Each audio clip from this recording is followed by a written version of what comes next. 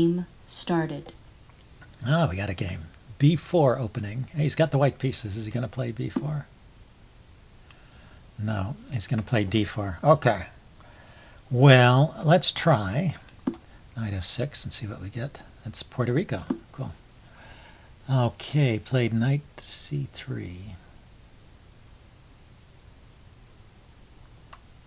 Guess I should put a pawn in the center. I don't know what he's got in mind there with the knight. Oh, he wants to play he wants to play a gambit. That's what he has in mind. So F3 would be a yeah. This is one of those gambits. I can't think of the name of it right now, but it will come to me. One of the few gambits that's available, the Blackmar-Diemer gambit. That's what it's called. One of the few gambits that's available in that's available in the queen's pawn opening. I wonder if I could have just taken that pawn. I kind of was thinking about other things and I just moved. Okay, so he defended his d pawn. I've got my pieces over here. Let's move my e pawn forward so my other bishop can come out. And maybe we can play a normal game. Look, he's got an F file and he's got center control, so probably he got more out of that opening than he deserves. The Blackmar-Diemer gambit is not especially good, but probably I had to take that pawn at the right moment. Okay, so I can go with C5 here. It looks good, opening up this diagonal towards his king.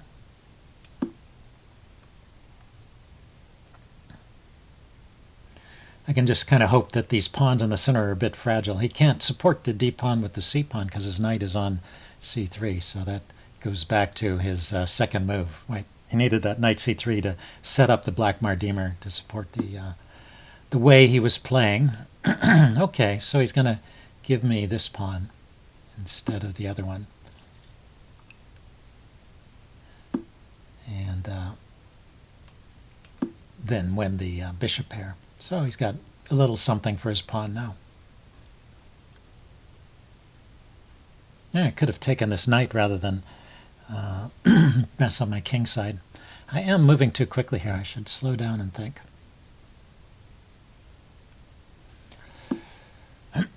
Okay, so if I take his knight, he takes my knight. I take his pawn. He takes my pawn, or with the queen probably. Not there. No, I think I should take that.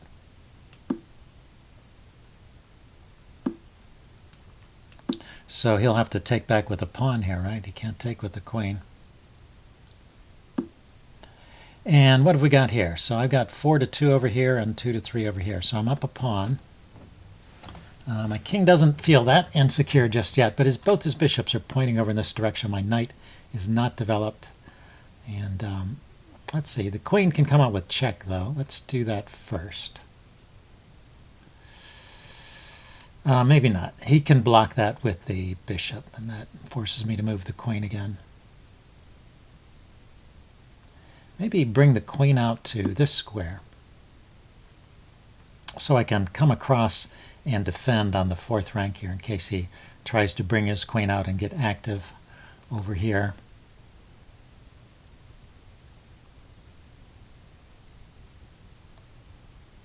He may have ideas like sacking the exchange on f6. That might be something. And I need to figure out how to get my knight into the game. This knight could go to d7 or to c6. Okay, he wants to go there. I'm not so worried about that. Let's bring the knight to c6. Maybe he'll come here to e7 to f5 is an idea. And it does support this pawn push here, maybe. But do I want to push that pawn?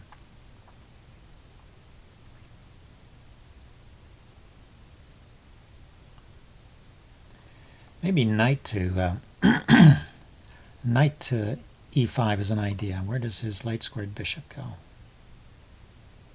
It could go to d4, e4, knight e5, bishop e4, or it could come out to.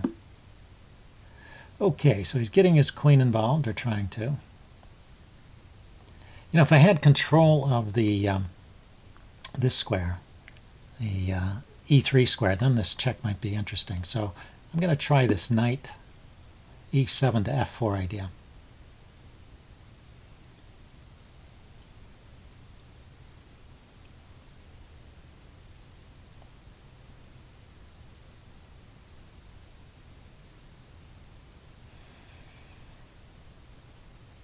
I could have taken the c3 pawn, but I don't know how useful that is at the moment.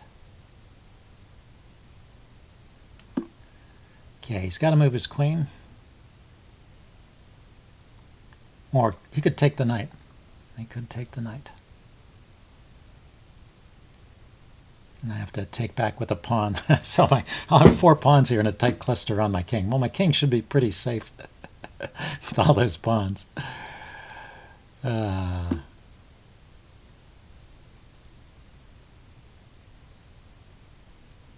Okay, and c3 is defended by the queen and the bishop. I don't remember. Oh, yeah, his bishop was in the way before, but now it's clearly defended, so I can't take it. But I can play rook to c8.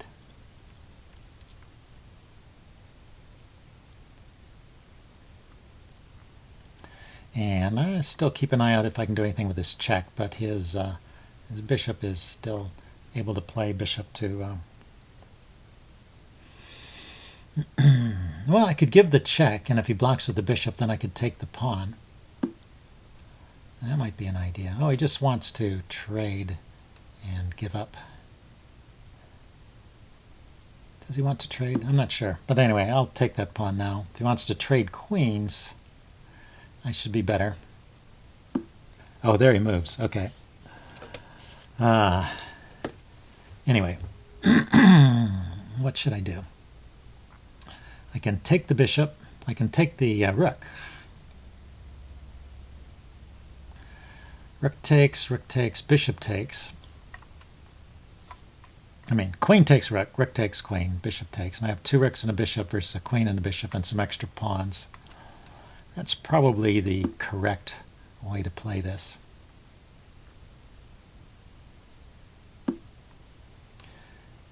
Meaning most accurate. I don't think he can get much going with this queen here and bishop. I think I've got a pretty good setup here. And we'll see if that's true or not. But, well, let's start with this check. Check.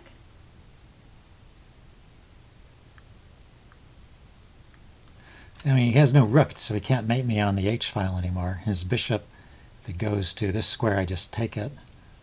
And my bishop is protecting g7 pretty securely. So yeah, let's get my rooks involved. Just have to be a little careful I don't get messed up somehow.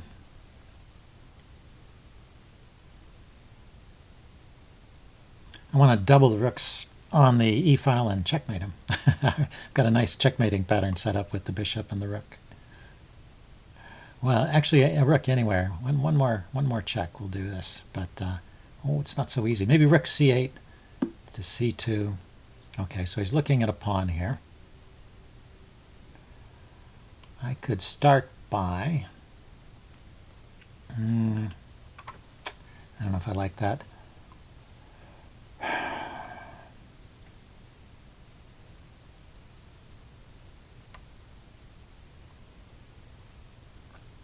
Yeah, he's threatening the f4 pawn and the the b7 pawn, the f5 pawn and the b7 pawn. So it's a double attack. And I didn't especially want to give that pawn up, but I don't want to push the I don't want to push my b pawn forward. Okay, so I'm going to put my rook here so that if he takes this pawn, my rook is defended. I can still double and threaten checkmate.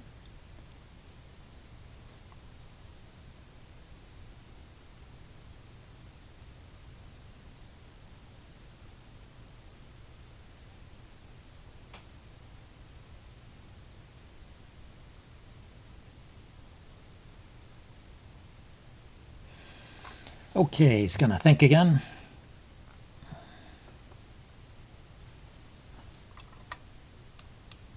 Let's see, 254. Yeah, so he moves quickly and then he pauses Check. to think for long periods of time. Anyway, okay, so he went there. Let's double. That was my plan.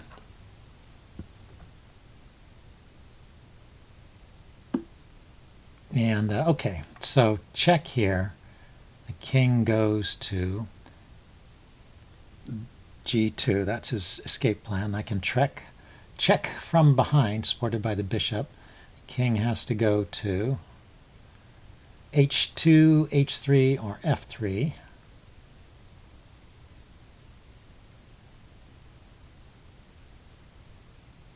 Or check here, drive him to the third rank.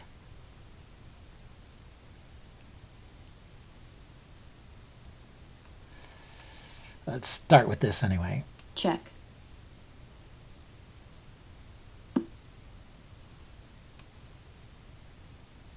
Check.